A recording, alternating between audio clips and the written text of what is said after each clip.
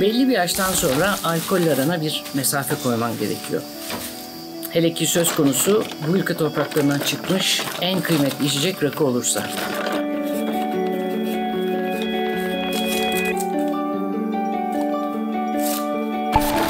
Çünkü rakı hangi yaştan olursan ol dikkatli ve üsturuplu içilmesi gereken bir içki.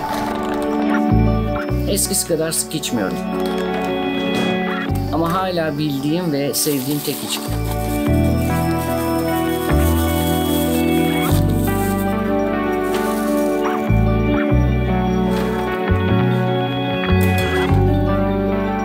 Uzun bir dönem bir rakı markası için tasarımlar yaptım, işler hazırladım ve illüstrasyonlar çizdim.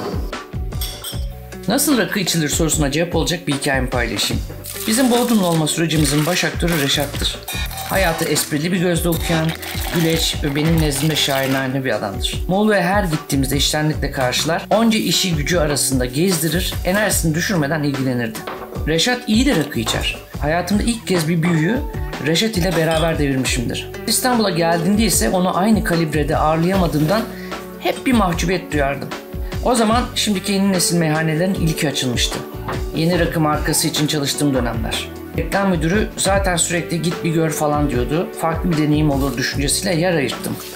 Masaya tadımlık mezeler geliyor, halkla ilişkiler müdüreleri gidiyor, seçmemiz için rakı tadımları yapılıyor. Yani tam bir sirk. Her şey tamam olduğunda, masa donatıldığında Reşat cebinden 4 erik çıkardı. Tabağının yanına koydu. O ne için dedim, meze dedi. Şaşırdığımı görünce devam etti. Biz Muğla'lı sarhoşlar bir eriği 4'e böler, bir büyük rakıyı bitiririz dedi. Bu hikaye o kadar hoşuma gitti ki o akşam mekanda bulunan M-İçki'nin reklam departman müdürüne anlatma fırsatını kaçırmadım. Masamıza uğradı, yayınladıkları rakı ansiklopedisini Reşat'a armağan etti. Böyle sade bir hikaye hiç dinlememiştim. Sağ olsun Caka anlattı dedi. Reşat gülümsedi. O da bir şey mi? Biz Muğla'lı sarhoşlar icabında bir leblebiyi 4'e bölüp kahkahalar yükseldi. O soğuk, hiçbir şeye benzemeyen mekan kısa bir süreliğine ısındığı sıcacık bir ortama dönüştü.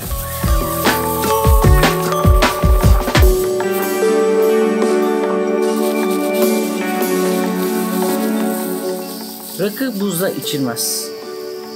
Sevdiklerinle içilir, sohbetle içilir ama en alası konuşmadan aynı şeyleri hissettiğin biriyle içilendir. Bu yalnız içmek konusunda ne kadar becerikli olduğunuzla alakalıdır. Çünkü bazen rakı yalnız da içilebilir ama buzla asla.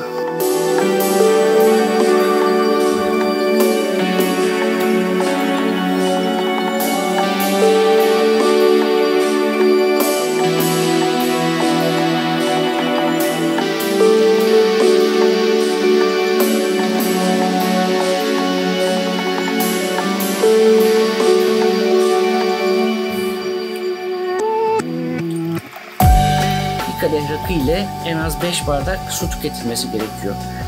Bu bilgi tüketiciyle pek paylaşılmaz ama hangi tüketici bu bilgiyi kullanır onu da bilemiyorum. Zira ben bir kadeh rakıyla 5 bardak su tüketenlerden hiç olmadım. Rakı diğer içkilerin aksine bir yemeğe veya mezeye eşlikçi değildir. Rakı için yemek ve mezeler hazırlanır. Bu örnekte ben kadehimin yanına herhangi bir eşlikçi almadım.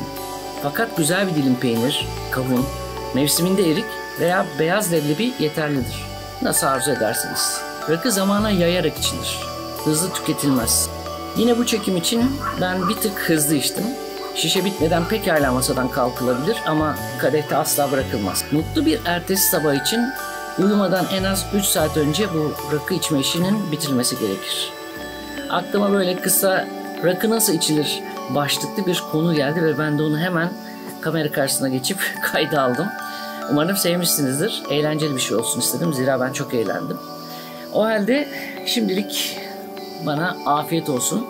Sizlerle bir gün karşılıklı rakı içmek de nasip olur inşallah. O halde bir sonraki videoda görüşmek üzere. Lütfen kendinize çok iyi bakın. Sıhhatli kalın. Hoşça kalın. Oh.